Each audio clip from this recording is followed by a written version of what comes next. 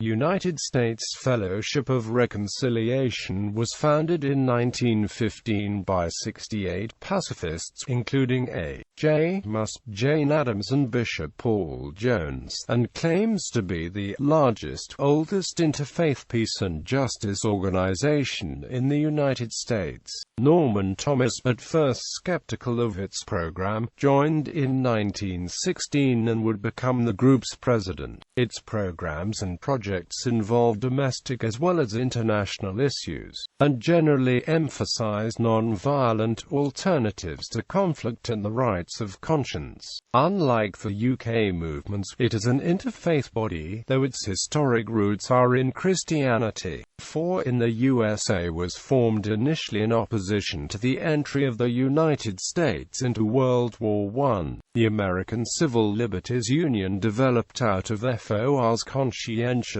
Objectors Program and the Emergency Committee for Civil Liberties. In 1918, FOR and the American Federation of Labor formed Brookwood Labor College, which lasted until 1937. Also, in January 1918, FOR began publication of The World Tomorrow, with Norman Thomas as its first editor. National Secretary Paul Jones wrote in 1921 that the Fellowship of Reconciliation was established as one vehicle to aid in the application of Christian principles to every problem of life. Quote, "In addition to the impossibility of harmonizing war with the way of Christ," Jones stated that members of the organization had come to believe in the parallel necessity of a reorganization of society as will establish it on a Christian basis, so that no individual may be exploited for the profit or pleasure of another, rather than the FOR itself serving as the primary fulcrum for this activity. In general, the members of the Fellowship endeavor to work out their aims through existing organizations and discussion. Jones noted, John Nevin Sayre was active in FOR between 1924 and 1967, and was its chairman from 1935 to 1940. From 1935 onwards, the U.S. branch of FOR published a magazine, Fellowship. Fellowship's contributors included Mohandas Gandhi, Vera Brittain, Norman Thomas,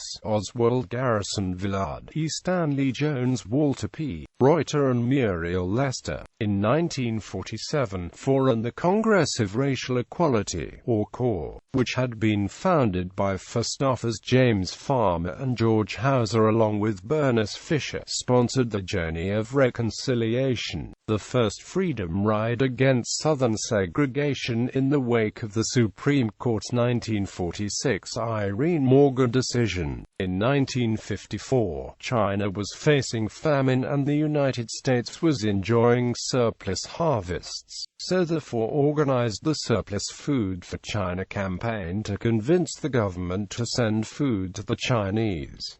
In 1955 and 1956, Glenn E. Smiley, a white Methodist minister, was assigned by the FOR to assist the Rev. Martin Luther King in the Montgomery bus boycott. The two, sitting behind the Rev. Ralph Abernathy, were seatmates on the first interracial bus ride in Montgomery. In 1957, the organization's headquarters moved to Shadowcliff in Upper Nyack, New York. Shadowcliff was listed on the National Register of Historic Places in 2014. In the 1960s, FOR launched Shelters for the Shelterless, and built real shelters for homeless people, in response to increasing public demand for fallout shelters. FOR members such as Alfred Hassler made contact with the Vietnamese Buddhist pacifist movement and sponsored a world tour by Buddhist monk Thich Nhat Hanh. In the 1970s, FOR founded Dai Dong, a transnational project linking war, environmental problems, poverty and other social issues, involving thousands of scientists around the world. They sought to reverse the Cold War and the arms race with campaigns campaigns, marches, educational projects and civil disobedience, and opposed the death penalty in a concerted campaign with ACLU. Beginning in 1975, he supported Lee Stern as he helped found Children's Creative Response to Violence and the Alternatives to Violence Project. CCRV has had serious impact on K-8 education in the United States, including introduction of the peer mediation program. AVP seeks to build beloved community in prisons. For more than 40 years it has worked with prison inmates to spread peaceful community life in prison. In recent years, AVP has been the basis for building beloved communities in the Great Lakes region of Africa. In the 1980s, FA took the lead in initiating the Nuclear Freeze campaign in cooperation with other groups. They initiated a US-USSR reconciliation program, which included people-to-people exchanges, artistic and educational resources, teach-ins and conferences. They led non-violence training seminars in the Philippines prior to the non-violent overthrow of the Marcos dictatorship. In the 1990s, the organization sent delegations of religious leaders and peace activists to Iraq to try to prevent war and later, to see the massive devastation caused by the economic sanctions imposed upon Iraq.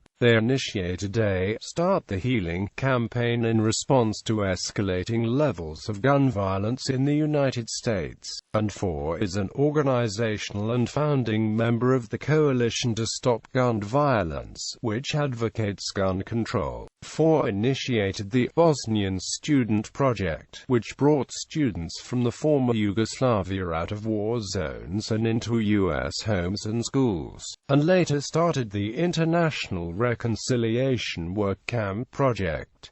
They also worked to get the U.S. military to withdraw from Panama. FA has most recently been active in advocating for the demilitarization of U.S. foreign policy. It works to counter military recruitment of young people in the United States through FOR's I Will Not Kill campaign, and in partnership with the Rutgers Society, the War Resisters League, and others in the Not Your Soldier Project.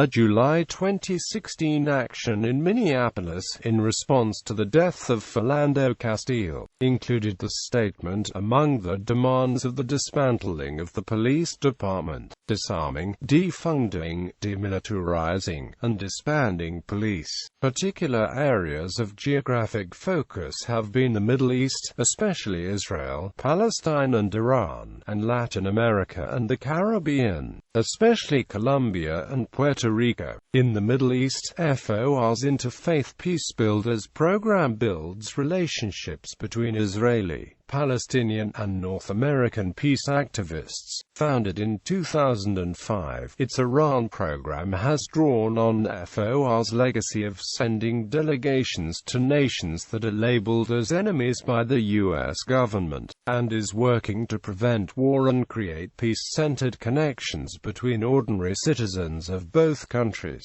In the Americas, FA has a permanent 5-person Colombia peace team of volunteers who provide human rights accompaniment to endangered civilians and support locally organized peace initiatives. FA was also instrumental in the movement to pressure the U.S. Navy to stop using VX as a bomb testing ground.